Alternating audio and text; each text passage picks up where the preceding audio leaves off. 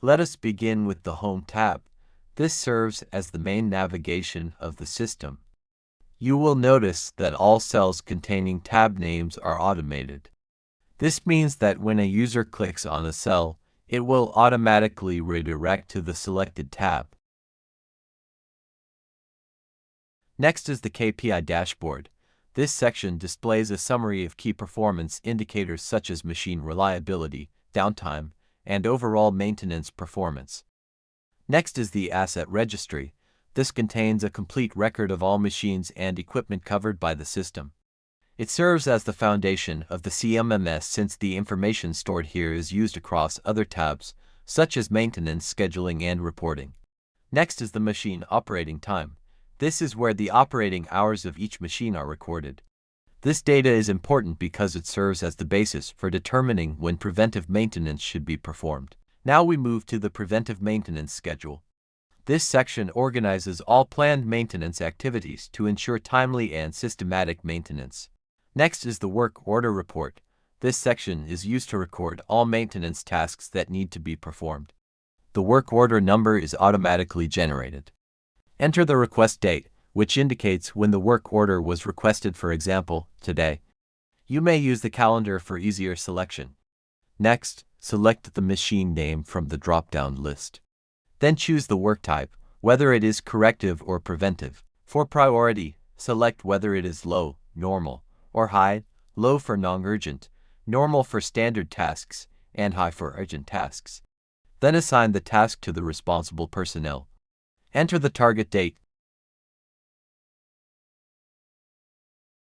due date, and completion date. For the work order status, indicate whether it is completed. In the work description, provide a clear and detailed explanation of the task, including the problem, affected part, and actions such as inspection, repair, or replacement.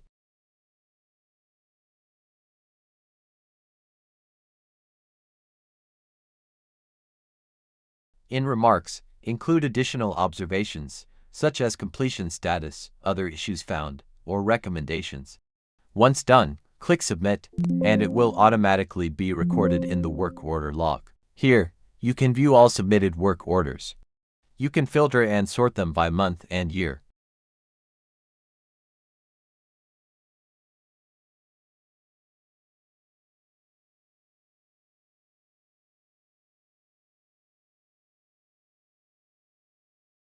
In the service report, the format is similar to the current service report being used. Select whether it is mold, machine, or accessories, then enter the location, time,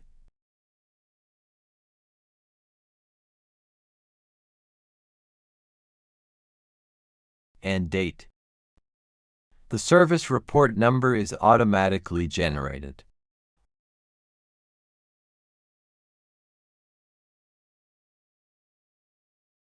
Once completed, click Submit, and it will be recorded in the service log.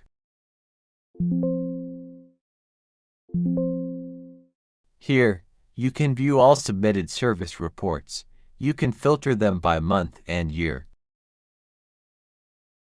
The downtime report is used to record machine breakdowns, including their causes and the actions taken. Enter the report date and select the machine.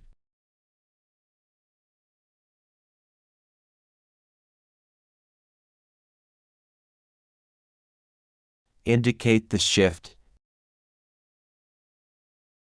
duration of downtime,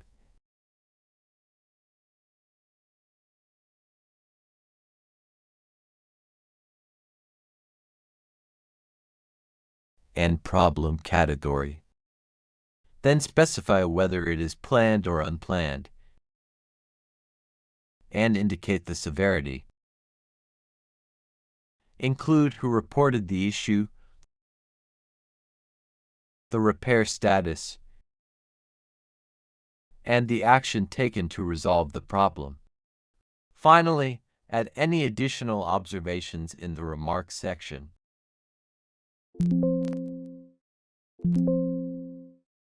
Here, you can view all submitted downtime reports. You can filter them by month and year,